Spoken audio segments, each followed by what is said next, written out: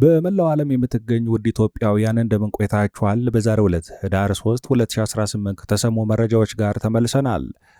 የቀድሞ ጠቅላይ ሚኒስትር መለስ ዜናዊ ሴት ልጅ ሰምሃል መለስ ቃለ መጠይቅ በከፍተኛ ደረጃ እያነጋገረ ነው። የአሜሪካው ኤፍቢአይ እና የኢትዮጵያው ኢንሳ በዶላር ነጋዴዎች ላይ በጋራ መዝመታቸው ተገልጿል።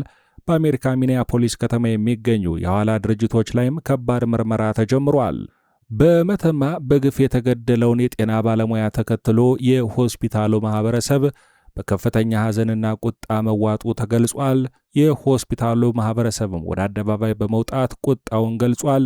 የአሜሪካው ፕሬዝዳንት ዶናልድ ትራምፕ የምክትላቸውን ጉዞ አግደዋል። በዛሬው ቆይታችን በእነዚህና በሌሎች ጉዳዮች ላይ እናደርጋለን። አብራችሁን ቆዩ። በቀጥታ ወደ ዝርዝሩ። የቀድሞ የአገሪቱ ጠቅላይ ሚኒስትር መለስ ዜናዊ ልጅ ሰምሃል መለስ ከአዲስ ስታንዳርድ ጋር ባደረገችው ቃለ ምልልስ ጦርነቱ አይቀሬ ነው የሚለውን ትርክት በሰፊው በመተቸት በትግራይ በፌዴራል መንግስቱና በምስራቅ አፍሪካ ፖለቲካ ዙሪያ አነጋጋሪ ጉዳዮችን አንስታለች።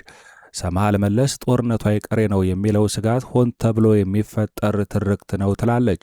ጦርነቱ በኢትዮጵያና በኤርትራ መካከል ሊሆን ይችላል ቢባልም ትግራይ የዚህ ማዕከል የምትሆንበት ምክንያት የራሷ ልሂቃን በፈጠሩት ችግር ነው ስትልም ትሞግታለች።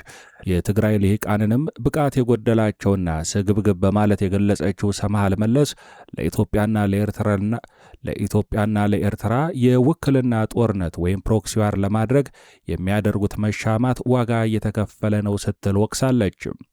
ጄኔራል ጻድቃን ከወራት በፊት ይፋ ያደረጉትን ፖለቲካዊና ወታደራዊ ትንታኔም የሰላም ጥሪ መሳይ የጦርነት ትንታኔ በማለት በበግ ቆዳ የተሸፈነ ተኩላ በማለት አጣጥለዋለች። የትግራይ ፖለቲካ ወታደራዊ ይዘት እንዲላበስ ወይም ሚሊታራይዝድ እንዲሆን ሂደቱን የጀመሩት ጌታቸው ረዳና ጀነራል ጻድቃን ናቸው የምትለው ሰምሃል መለስ ከባድ ወቀሳንም ሰንዝራለች። እንደሷ ገለጻም ጌታቸው ረዳ ህወሓትን የሚያውቀው በአካዳሚክ ደረጃ እንጂ በተግባር ስላልሆነ ጄኔራሎችን በመያዝ ፓርቲውን መቆጣጠር እንደሚችል ያሰበው ስሌት ከሽፎበታል ብላለች። በተመሳሳይ ጀነራል ጻድቃንም በትግራይ ስለ ዲሞክራሲያዊ ሲሰብክ ከርሞ አሁን ከፌዴራል መንግስቱ ጋር ተቀራርብ ያለው በሚል በአፋር ክልል ወታደራዊ ኃይል በማደራጀት ላይ መጠመዱንም ኮንናለች።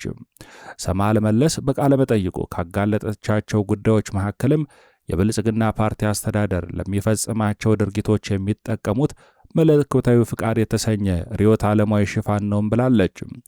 አንዳንድ ከፍተኛ የመንግሥት ባለሥልጣናት እግዚአብሔር አብይ በሥልጣን ላይ እንዲሆን ስለፈቀደ 600 ሺህ ወይም 1 ሚሊዮን ሰው ቢሞት ምንም አይደለም የሚል አደገኛ እምነት እንደሚያራምዱም ተናግራለች።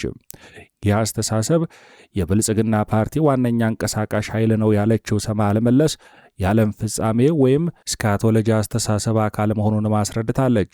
ይህም በእግዚአብሔር ስም የፈለግከውን ያህል ሰው መግደል ትችላለህ የሚል አደገኛ እምነትን በማራመድ አሁን ለሚፈጸመው ግፍና መከራ ወደፊት ብሩህ ተስፋ ይጠብቃል በሚል የሐሰት ሽፋን የሚሰጥ ነው ስትልም የሁኔታውን አሳሳቢነት በቃለ መጠይቁ ላይ አብራርታለች።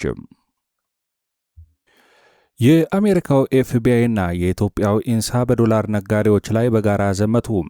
በአሜሪካ ሚኒያፖሊስ ከተማ የሚገኙ የሐዋላ ድርጅቶች ላይም ከባድ ምርመራ ተጀምሯል። የኢትዮጵያ መንግስት በሀገር ውስጥ በሕገወጥ የውጭ ምንዛሬ ዝውውር ላይ የጀመረው ከባድ ዘመቻ ድንበር ተሻግሮ የአሜሪካው የፌዴራል ምርመራ ቢሮ ኤፍቢአይ እና የኢትዮጵያው የመረጃ መረብ ደህንነት አስተዳደር ኢንሳ በጋራ መንቀሳቀስ መጀመራቸው ተሰምቷል።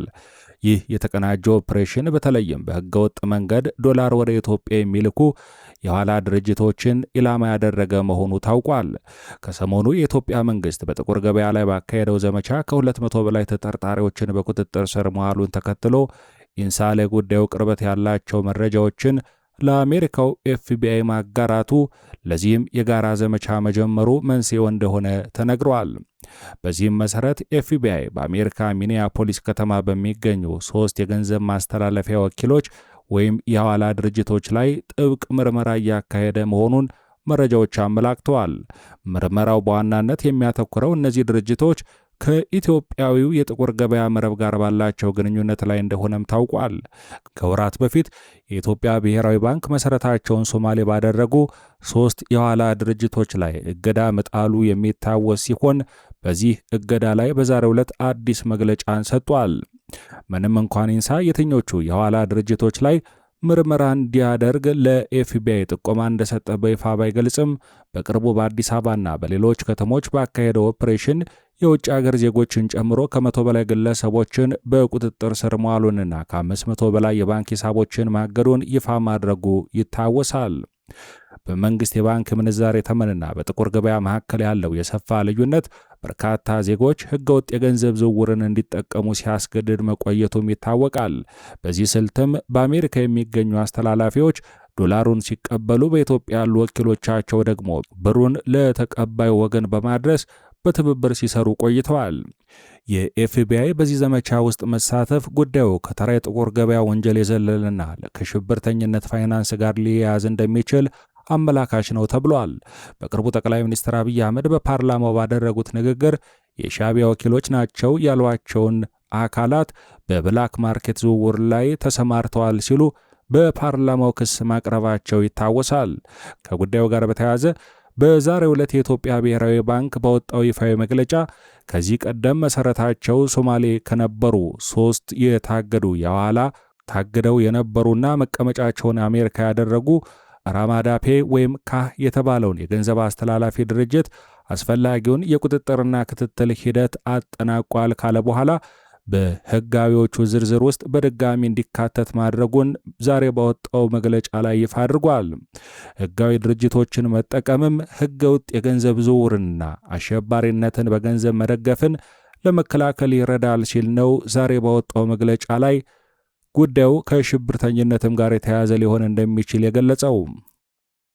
የመተማው ያልተነገረው ሰቆቃ፣ ገንዘቡን ተቀብለው ነርሱን በግፍ ገደሉት። የቅማንት ነጻ አውጪ ስም የሚንቀሳቀሱ ወንበዴዎች በፈጸሙት አረመናዊ ድርጊት ከተማዋ በሐዘን ተውጣለች። በምዕራብ ጎንደር ዞን መተማ ከተማ የሚገኘው የመተማ ጠቅላላ ሆስፒታል በግፍ በተገደለው ባልደረባቸው ነርስ ዳንኤል ነጋ ሞት በከፍተኛ ሐዘንና ቁጣ ተውጧል። የአይን ነርስ የነበረው ዳንኤል በአጋቾቹ እጅ በአሰቃቂ ሁኔታ ሕይወቱ ማለፉን ተከትሎ የሆስፒታሉ ማኅበረሰብና የከተማዋ ነዋሪዎች ድርጊቱን በጽኑ አውግዘዋል። ነርስ ዳንኤል ከሥራ ቦታው ከአካባቢው ታግቶ ከተወሰደ በኋላ አጋቾቹ የመለቀቂያ ገንዘብ ጠይቀው ነበረም። ቤተሰቦቹና የሆስፒታሉ ማኅበረሰብ የተጠየቀውን ገንዘብ አሰባስበው ከሰጡ በኋላ ግን ወንበዴዎቹ ገንዘቡን ተቀብለው ቃላቸውን በማጠፍ በግፍ ሕይወቱን ቀጥፈዋል።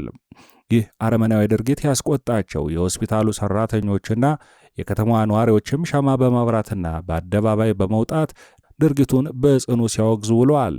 ግድያውን ፈጽመዋል የተባሉ የቅማንት ነጻ አውጪ ነን የሚሉ ታጣቂዎችም ሲሆኑ በአካባቢው ኬላዎችን በመጣል በማናለበኝነትና የእገታ የዘርፊያ ወንጀሎችን ሲፈጽሙ መቆየታቸው የአካባቢው ምንጮች ይገልጻሉ። ይህ ሁሉ ሲሆን ግን እንደተለመደው ከመንግሥት በኩል የተሰጠ ምንም አይነት ይፋዊ መግለጫም ሆነ የተወሰደ እርምጃ የለም። የሕግ የበላይነት መላላትና የመንግሥት ዝምታ በንጹሐን ዜጎች ላይ የሚደርሰውን ግፍና መከራ ከቀን ወደ ቀን እንዳባባሰው ነዋሪዎች በምሬት በተደጋጋሚ ሲናገሩ ይደመጣሉ። የአሜሪካው ምክትል ፕሬዝዳንት ጄዲ ቫንስ ሊያደርጉት የነበረው የኬንያ ጉብኝት ከዋሽንግተን በኩል በተላለፈ ያልተጠበቀ ውሳኔ ምክንያት መሰረዙ ተገለጸ። የጉብኝቱ መሰረዝም በቀጥታ ከኬንያ ጋር የተያያዘ ባይሆንም የፕሬዝዳንት ዶናልድ ትራምፕ አስተዳደር በሌላ የአፍሪካ ሀገር ላይ በወሰደው አቋም ምክንያት የተፈጠረ መሆኑ ታውቋል። የውሳኔው መነሻ ምክንያት በደቡብ አፍሪካ ጆሃንስበርግ ሊካሄድ ከታቀደው የደቡብ 20 ወይም G20 ጉባኤ ጋር በተያያዘ መሆኑ ነው የተገለጸው። ፕሬዝዳንት ትራምፕ የደቡብ አፍሪካ መንግስት በሀገሪቱ በሚገኙ ነጭ አፍሪካን አናሳዎች ላይ የሰብአዊ መብት ጥሰት እየተፈጸመ ነው በሚል ባቀረቡት ክስ ማንኛውም የሀገራቸው ከፍተኛ ባለስልጣን በጉባኤው ላይ እንዳይገኝ ትዕዛዝ አስተላልፈዋል። የምክትል ፕሬዝዳንት ቫንስ የኬንያ ጉዞም ከዚሁ ከG20 ጉባኤ መጠናቀቅ በኋላ ከህዳር 24 እስከ ህዳር 27 እንዲካሄድ የታቀደ ነበረም። ሆኖም ግን የG20 ጉባኤ መሰረዙ ጋር ተያይዞ ቀጣይ ዕቅድ የነበረው የናይሮቢ ጉብኝታቸውም እንዲሰረዝ አስገድዷል። ጉዳዩን አስመልክቶ መግለጫ የሰጠው የኬንያ የውጭ ጉዳይ ሚኒስትርም በጠቅላይ ሚኒስትር ሙሳሌ ጽሕፈት ቤት በኩል የጉብኝቱን መሰረዝ አረጋግጧል። ሆኖም ውሳኔው በዋሽንግተንና በናይሮቢ መካከል ያለውን ጠንካራና ዘላቂ ግንኙነት እንደማይነካው በመግለጽ የጉዳዩን ዲፕሎማሲያዊ አንድምታ ለማለዘብ ጥረትን አድርጓል።